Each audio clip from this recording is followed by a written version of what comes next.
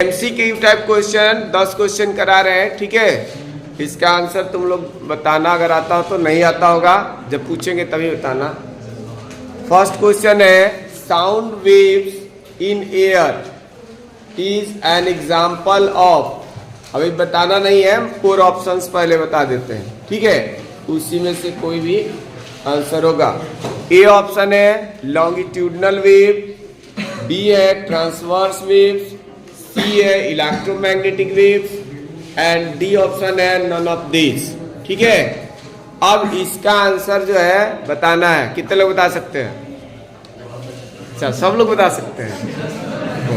तो फिर तो यह आसान क्वेश्चन है, ठीक है। अच्छा तू बताओ क्या नाम है? हाँ, लॉन्गिट्यूडनल, ठीक है, बैठ जाओ। आसान क्वेश्चन था और लास्ट में पढ़े थे तो बता ही लोगे। हाँ ठीक। नेक्स्ट क्वेश्चन देखो, द नंबर ऑफ कंप्रेशंस। अब तो रिवीजन हम लोग कई बार कर भी चुके हैं ना, ये भी हाँ तो हो ही जाएगा। The number of compressions and rarefactions per unit time gives. हाँ देखो, इधर इतने लोग हाथ खड़े किए हैं, बताओ। अच्छा रुक जा, गर्ल्स लोगों में से आप पीछे वो बताओ तुम। फ्रीक्वेंसी। हाँ ठीक है, डिफिनीशन अगर याद होगा ना फ्रीक्वेंसी का तो कोई भी बता लेगा। नहीं याद, ठीक है, बैठ जाओ। The phenomenon where a sound produced is heard again. इधर ध्यान दो, सीधे से। Again due to reflection is called, ठीक है। 4 ऑप्शंस पहले सुनो। फर्स्ट दिया है साउंड बाउंस, सेकंड है मिराज। मिराज का स्पेलिंग MIRAGE है, ये RE तुमने लिखा। एंड सी ऑप्शन है एन इको और डी है इंटरफेरेंस। अच्छा इसको बताने दो, बताओ। An echo. हंस रहा है तो लोग, हंसने का क्या मतलब है? नेक्स्ट क्वेश्चन है, children under 5 years age can hear up to के बाद मतलब ये साउंड है कितने साल, कितने फ्रीक्वेंसी तक का सुन सकता है? ए ऑप्शन है 25 हर्ट्ज, बी है 25 किलो हर्ट्ज, सी है 20 हर्ट्ज एंड डी है 50 हर्ट्ज। चलो कौन बताएगा? तू बताए थे, तू उधर पीछे बताएगी लड़की, बताओ। Option B 25 kilohertz. हाँ 25 किलोहर्ट्ज, ठीक है। नेक्स्ट क्वेश्चन है, reverberation of sound is used in के बाद कुछ डिवाइसेस के नाम हम लोग पढ़े हुए थे, जैसे स्टेथोस्कोप। ए ऑप्शन है स्टेथोस्कोप। स्टेथोस्कोप मालूम है तुम लोग को? आला जिसको कहा जाता है, डॉक्टर साहब लेके घूमते हैं। बी ऑप्शन है ट्रम्पेट्स, सी ऑप्शन है मेगाफोन एंड डी है ऑल ऑफ दीज, ठीक है। चलो तुम बताओ किनारे, हाँ कौन सा होगा? All of these. रिवर्बरेशन कौन बता सकता है? रिवर्बरेशन क्या होता है? हाँ बताओ। The bouncing back of sound in मतलब जो थोड़ा सोच के बताओ। हिंदी बोल रहे हैं। बाउंसिंग बैक, उसको जो बोला ना बाउंसिंग बैक ऑफ साउंड, तो वैसे ही वो इको हो गया। लेकिन जब हम लोग 13.1 सेंटीमीटर से कम छोटा मीटर से नहीं सही। तुम बताओ टॉपिक का। 17 सर 17। हाँ बैठो, गलत जवाब। Multiple reflection of sound when its losses is energy to be audible, then it's called reverberation. देखो सही बताया, मल्टीपल रिफ्लेक्शन ऑफ साउंड होता है, ठीक है। सिंगल रिफ्लेक्शन ऑफ साउंड होगा तो इको होगा, ठीक है। और मल्टीपल रिफ्लेक्शन ऑफ साउंड होगा तो क्या कहलाएगा? रिवर्बरेशन। तो ये सभी जो है मल्टीपल रिफ्लेक्शन ऑफ साउंड, ठीक है। बैठ जाओ। जो आंसर बता रहा उसका मालूम तो होना चाहिए। नेक्स्ट क्वेश्चन है, what do dolphins, bats and porpoises used. ये साउंड के बारे में पूछ रहा है। साउंड तुम लोगों ने पढ़ा था, इंफ्रासोनिक, अल्ट्रासोनिक और ऑडिएबल साउंड, तो इसी में से बताना है। ए ऑप्शन दिया है ultrasonic, B A infrasonic, C है both A and B, and D option है none of this. इधर बताओ फर्स्ट बेंच से कोई भी. अल्ट्रासोनिक. अल्ट्रासोनिक साउंड क्या होता है? आप देखो कैसे समझ गए अल्ट्रासोनिक. तुम दोनों में से बताओ अल्ट्रासोनिक क्यों है? अल्ट्रासोनिक साउंड किसको कहा जाता है? हाँ देखो इसको आंसर मालूम है तो अंदाजे खाली ऑप्शन बता दिए. बैठ जाओ. The frequency of sound which is above 20 kilohertz is called ultrasonic sound, and below 20 hertz is called infrasonic, and the sound range between 20 hertz to 20 kilohertz is called audible sound. ठीक है, तो पता होना चाहिए. नेक्स्ट क्वेश्चन है the product of time period and the frequency is.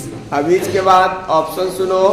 A option है infinity, B option है zero, सी option है यूनिटी, एंड डी है स्पीड ऑफ द साउंड. तुम बताओ जरा. हाँ तुम बताओ. यूनिटी कैसे हो गया?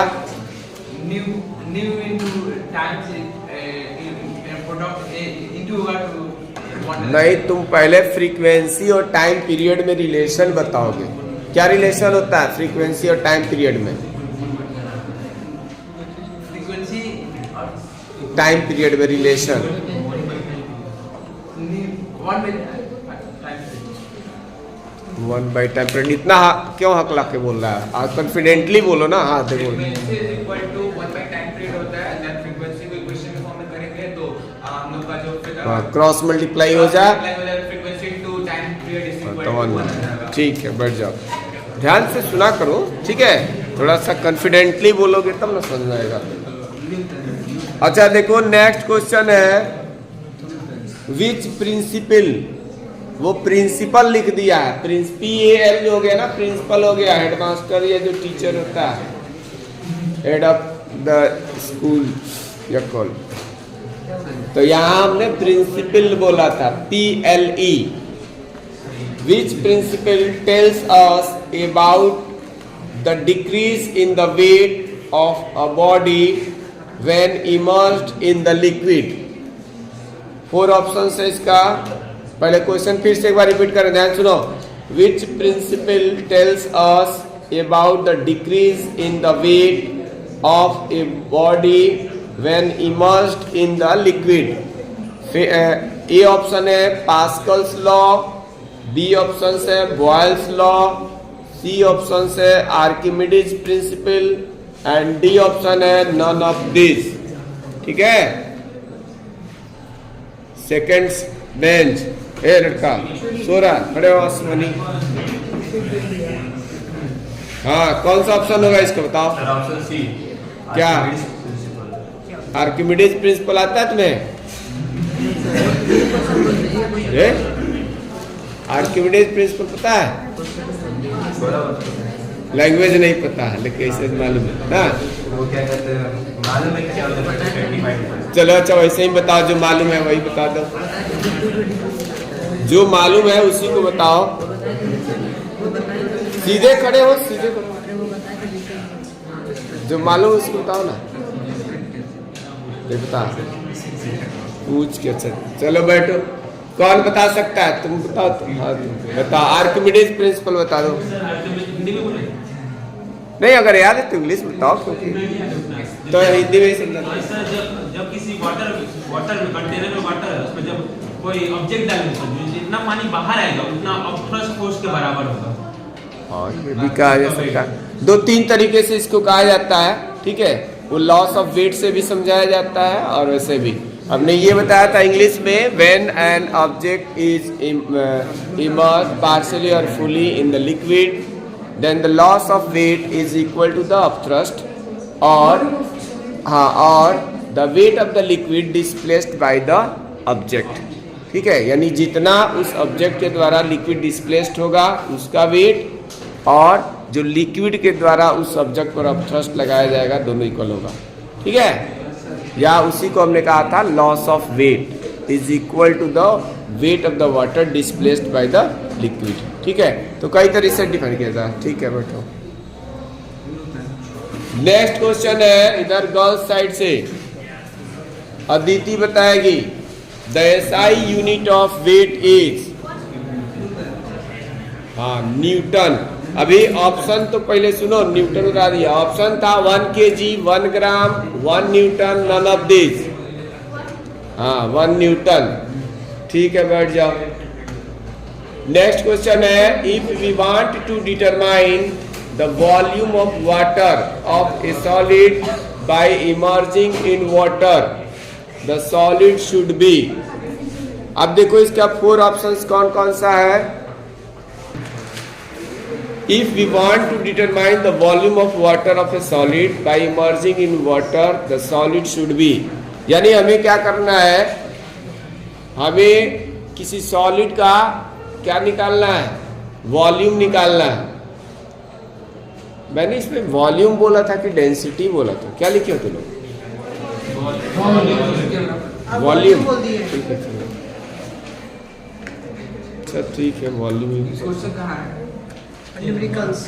ठीक है। अच्छा ए ऑप्शन दिया है एनी सॉलिड, बी है heavier than water, C option है इनसोल्यूबल इन वाटर, और डी है heavier than water and insoluble in it. ठीक है, हाँ तो इसका ऑप्शन जो है उधर से आरव बताएगा। आरव बताओ। Heavier than water and insoluble in it. ठीक है बैठो।